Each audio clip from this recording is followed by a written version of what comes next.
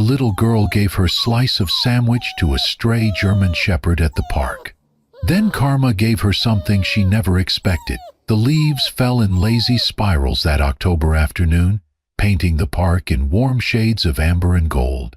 A gentle breeze stirred the air, and somewhere in the distance, children laughed as they chased each other across the field. On a bench beneath a sycamore tree, 7-year-old Emily sat swinging her legs, a half-eaten turkey sandwich resting in her lap. Her mother sat beside her, scrolling through her phone, occasionally glancing up to smile at her daughter's contentment. Emily looked around the park, eyes bright, heart light, when something behind the trees caught her attention. At first it was just a shadow, a shape too still, too quiet. Then, as it stepped into the light, she saw it clearly. A German shepherd, but not like the kind in picture books or cartoons. This one was ragged. Its fur was matted and dirty, with patches missing. Ribs pressed sharply against its sides. One ear stood while the other drooped. Its eyes, sunken and tired, scanned the crowd with the wariness of something hunted, not welcomed. Its tail stayed low. Its paws moved slowly, as if each step hurt. The people closest to it froze. A man pulled his toddler closer. Another woman whispered, "Where's animal control when you need them?" One boy picked up a stick, just in case. Emily didn't move. The dog stopped a few yards from her bench, watching, cautious, defensive, but drawn by something he could not explain. Perhaps it was the smell of food, perhaps it was the absence of fear in her posture. Whatever it was, he stayed. Emily looked at her sandwich, then at the dog. Her mother noticed too late. "Emily, no!" But the girl had already slid off the bench and onto the grass. She didn't approach. She didn't speak. She simply tore her sandwich in two, placed one half gently on the grass in front of her, and sat cross-legged behind it. No sudden moves, no reaching hands, just quiet offering.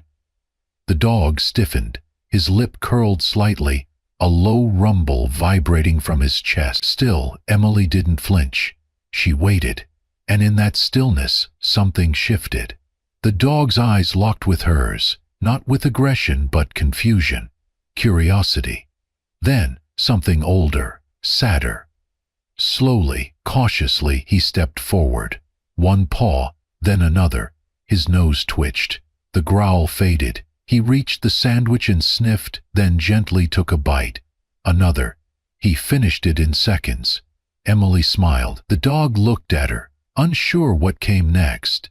She reached out her hand, open, palm up. He hesitated. Then, almost imperceptibly, he moved closer and pressed his nose into her fingers.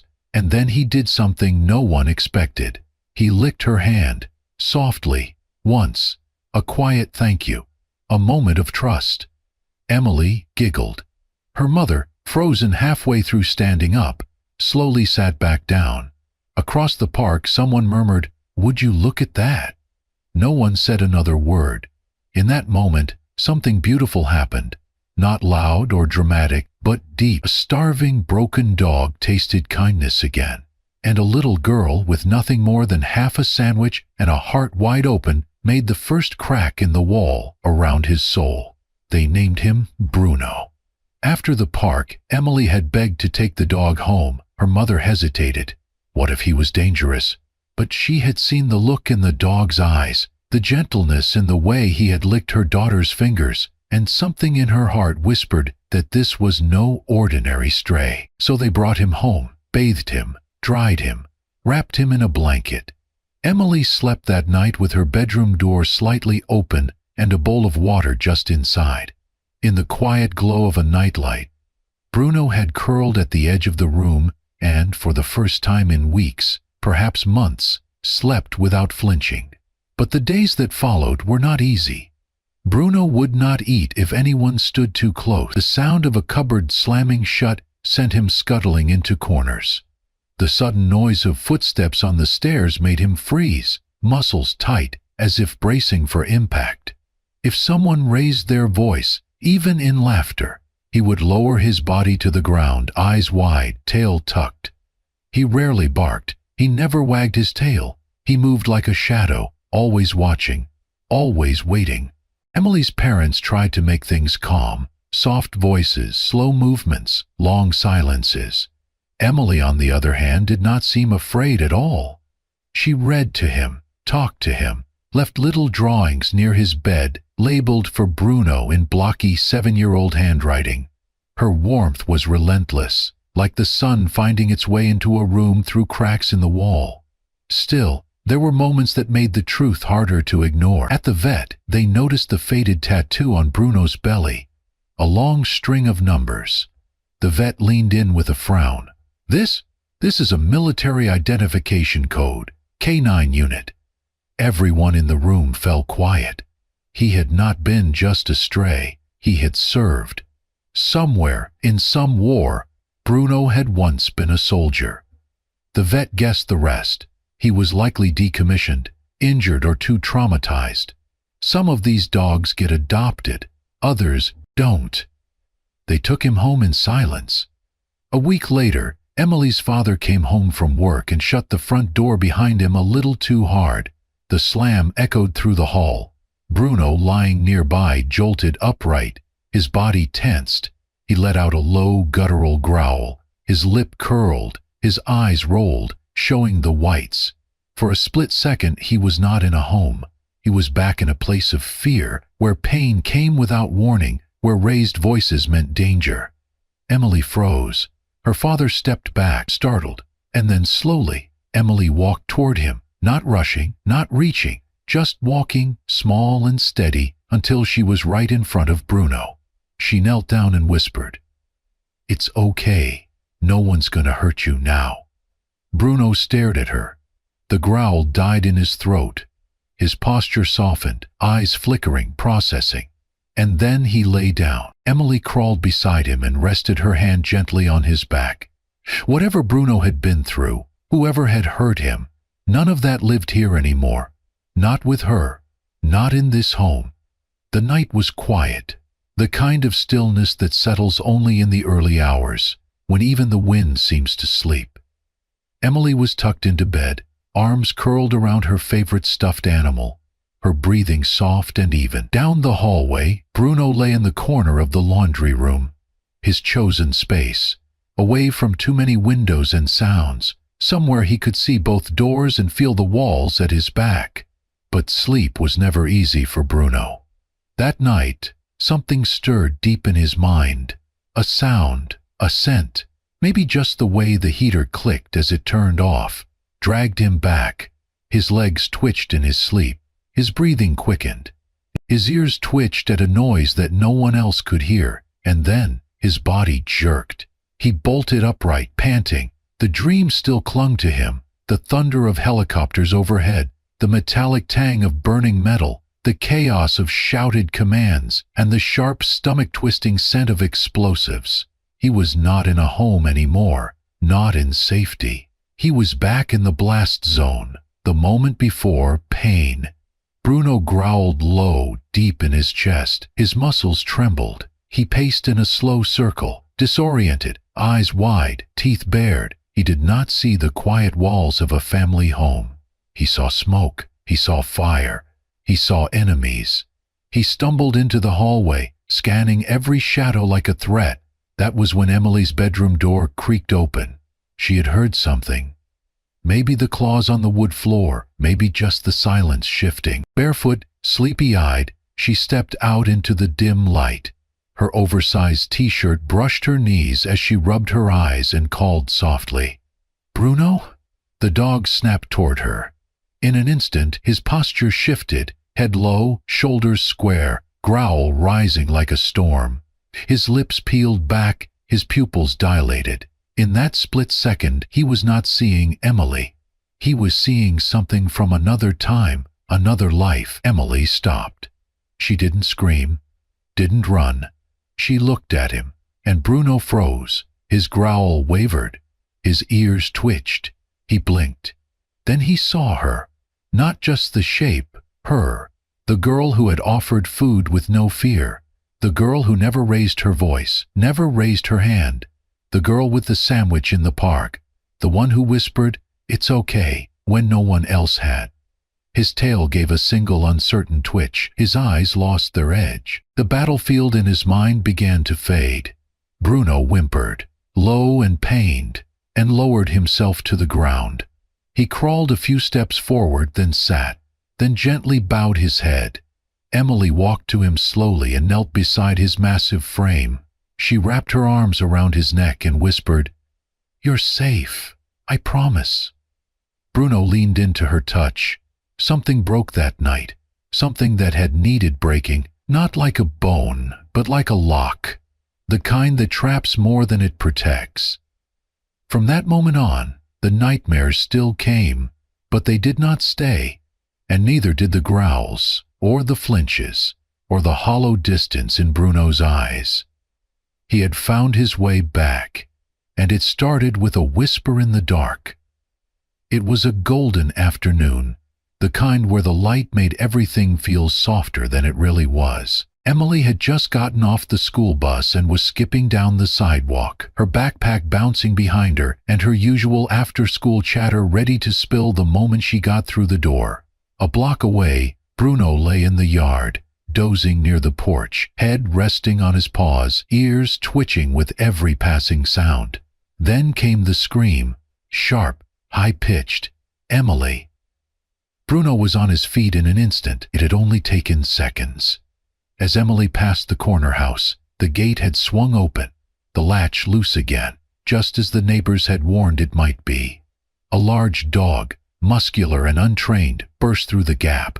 Its owner had shouted, too late. The animal's eyes locked onto Emily, and with a bark that was more like a roar, it charged. Emily froze. Bruno did not. From the yard he launched forward, muscles firing, old injury forgotten. He sprinted across the street with a speed no one would have expected from a dog his age and size. His paws thundered across the pavement, body low, eyes locked. Just as the charging dog lunged at Emily, Bruno hurled himself in between them. The two dogs collided with the force of a thrown stone. The impact was violent, fur, claws, snarls all tangled in a blur. Bruno's growl was deeper than anyone had ever heard, a guttural sound pulled from the depths of instinct and memory. He snapped and bit, not with hatred, but with purpose. His only goal, protect the girl. The other dog struck back, landing a vicious bite on Bruno's shoulder. Blood bloomed through the fur, seeping down his leg. He staggered, but did not fall. Bruno pushed forward again, forcing the aggressor back, keeping it away from Emily with every inch of his body. By now neighbors had come running. The other dog's owner finally reached the scene, grabbed his pet's collar, and yanked it away. A man pulled Emily into his arms, shielding her, and then it was quiet again. Bruno stood there a moment longer, panting, swaying slightly, blood dripping onto the sidewalk. His fur was torn near the bite, and his back leg trembled beneath him. Then he slowly turned. Emily, eyes wide and tear-streaked, knelt in the grass, arms reaching toward him. Bruno took one step, then another, then collapsed gently into the earth. But his head lifted. His eyes never left hers. Even as the world tilted, even as voices shouted and footsteps rushed, Bruno kept his gaze on Emily, as if to say, "You're okay. That's all that matters." And in that moment, as her arms wrapped around his neck, her sobs quiet against his wounded chest, the neighborhood learned what true loyalty looked like. Not the kind trained, not the kind commanded, but the kind that chooses to stand in the way of danger. Again. The veterinary hospital waiting room was still, save for the quiet beeping of machines and the occasional murmur of the nurses. Emily sat curled on the bench, her arms wrapped tightly around a blanket that smelled like fur and warmth and grass. Her eyes were red, but she was no longer crying. She just waited, still, silent, holding space for the dog that had held the line for her. Inside the operating room, Bruno lay sedated, a long line of stitches tracing across his shoulder. The bite wound had gone deep, but it had missed arteries and tendons by the slimmest of margins. The vet had said he was lucky. Emily had whispered back, "So am I." Word of Bruno's bravery spread fast.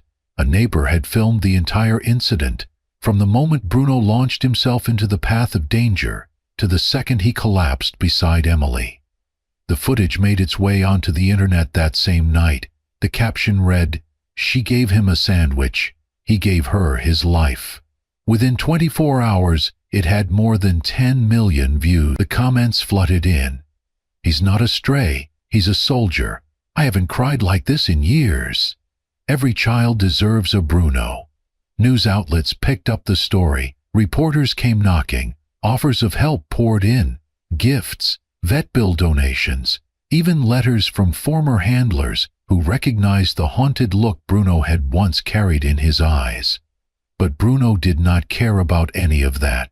He only looked for Emily. When they let her in to visit, he tried to lift his head, could not, but his tail thumped once, then again. Emily knelt beside the table and pressed her face to his, whispering, "I told you you were safe. Now it's my turn to make sure you are." Weeks passed. Bruno recovered, slowly but surely. The limp stayed, but his strength returned, and with it came something more: openness, peace. He no longer flinched at loud noises, no longer woke in the night with growls or confusion. The shadows in his eyes had faded. Months later, under a sky lit with golden stage lights, Emily stood on a platform too big for her small frame, clutching a microphone with both hands. Bruno sat beside her, wearing a new collar with a medal engraved in silver, National Hero Dog Award for Bravery Beyond Instinct. Emily looked out at the crowd, then down at Bruno. "People said he was dangerous," she said, voice soft but steady, "but he never hurt me, not once. He just needed someone to believe in him." The audience rose in a standing ovation. Cameras flashed, tears fell, but Emily knelt beside her best friend and whispered, "We made it, huh?" The final scene was not on a stage or in a spotlight. It was on a hill, behind their house, where the sun poured like honey through the trees. Emily lay on the grass, one arm draped around Bruno's neck. His head rested on her chest, eyes closed, ears flicking lazily in the wind. They did not speak. They did not need to. The camera panned up, catching the light as it flared across the sky and slowly faded to black. Sometimes the broken ones just need a hand, and sometimes they'll give their life to hold yours. Thank you for watching this unforgettable story of courage, trust, and the quiet kind of love that changes lives. Emily gave Bruno a simple act of kindness, a torn sandwich in a park. But what she received in return was far more than she could have ever imagined: a best friend, a protector, and a hero who reminded the world that even the most broken souls still have something incredible to give. If this story touched your heart, reminded you of the power of second chances, or simply made you believe a little more in the goodness of both people and animals, subscribe to Amazing Pod Stories for more real-life tales of loyalty, redemption, and the four-legged angels who show up when we least expect them and when we need them the most. Don't forget to like this video, leave a comment sharing what Bruno and Emily's story meant to you, and share it with someone who believes in the healing power of love. At Amazing Paws Stories, we believe every paw print leaves a mark on the heart. We'll see you in the next story.